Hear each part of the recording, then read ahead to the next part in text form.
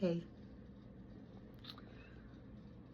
just a quick hello to say I know today is like a loaded day. A lot is happening. I teach performance, and in my performance and society class today, I was talking about some of the performances that we end up attending that we didn't sign up for, that we didn't buy tickets for, like the global performance of shutting down TikTok to reinstate TikTok to be able to perform solidarity with Trump or whatever, right? There was a performance that we all had to watch and participate in, even if we had been unconsenting. So we were talking a little bit about that and just thinking about how much has happened, just in the last couple of months since the election. One of the things that I was thinking about today was how much we need to stay connected to each other, how much we need to figure out ways to reach each other quickly, to share information quickly, because we're definitely going to need this in the coming weeks and months to be able to get messages to each other quickly. So just thinking about that and thinking about how we do it, but also thinking about the ways that we can connect with the other beings that have messages for us, the land, the water, the animals, the non-human animals. Thinking about what it might mean to do what my friend Sheesh says, which is to go lie on the ground about it, to go put our navels against the earth and to just lie there and just feel what answers and responses come. We're in a moment now where the road is uncharted. It's always uncharted, but the road is really, and we're headed into some very dangerous and unknown territory, and a lot can be learned from collaborating with each other, and that includes the natural world, because of course 3 or 8 billionaires or trillionaires, there's trillionaires now, this handful of people, white cis guys mostly, are not going to doom us. They're not going to destroy this beautiful planet and all the beings that live on it because we won't let them.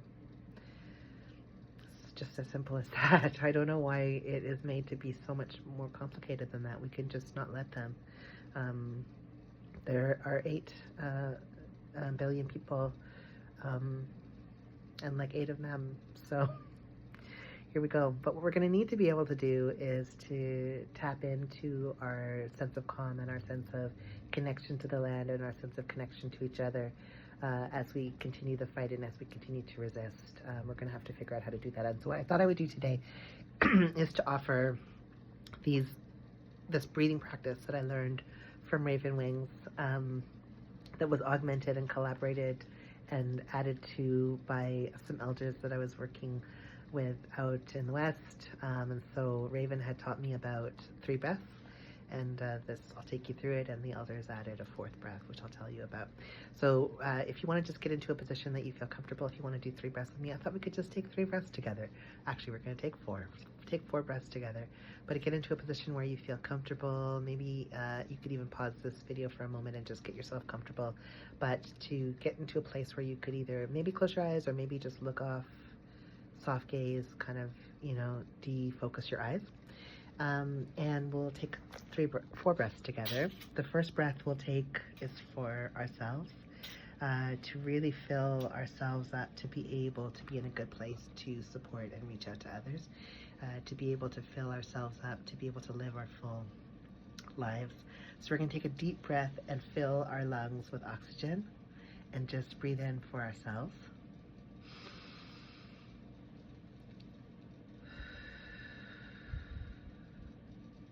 And now a beautiful deep breath for this community of people that we're in together here, but also to your kin, your community, your people who have your back, the people who are holding you, maybe your family, but your chosen family, whoever they're, your people, your community. We'll take a deep breath in for us together.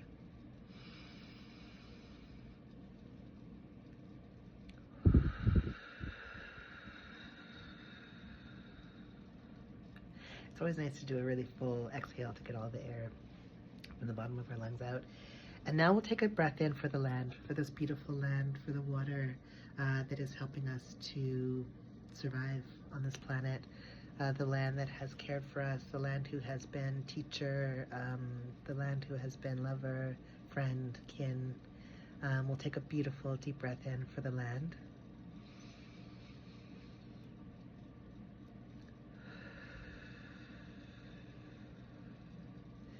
And lastly, with the deepest breath that you can make, we're going to take a deep breath in for our ancestors, for all of those who came before us, all of those who are helping us along the path and the journey, for those who are, whispering to the great mystery to help things move in our path. We'll take a nice deep breath in for our ancestors.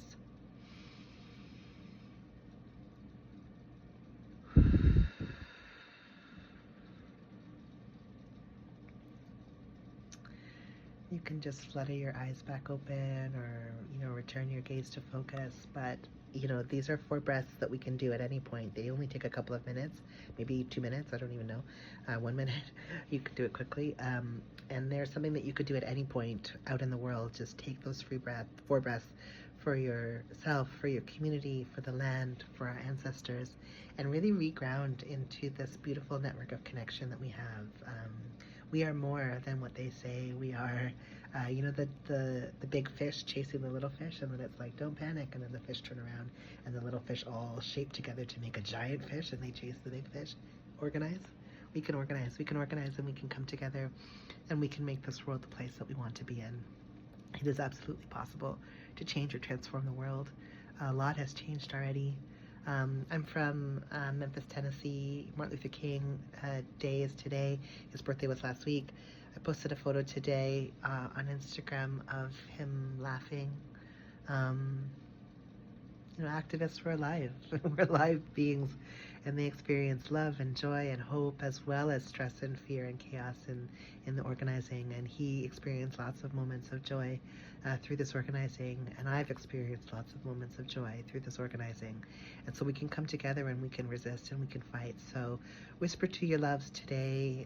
Write notes old-fashioned on a piece of paper and pass them across the office or through the class, but we can connect with each other lots of different ways, and we can come together and recommit to fight.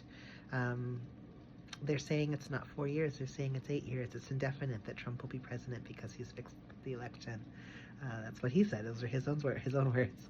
So we'll just see. We'll see how surprised they are when they realize that, in fact, there are way more of us than them.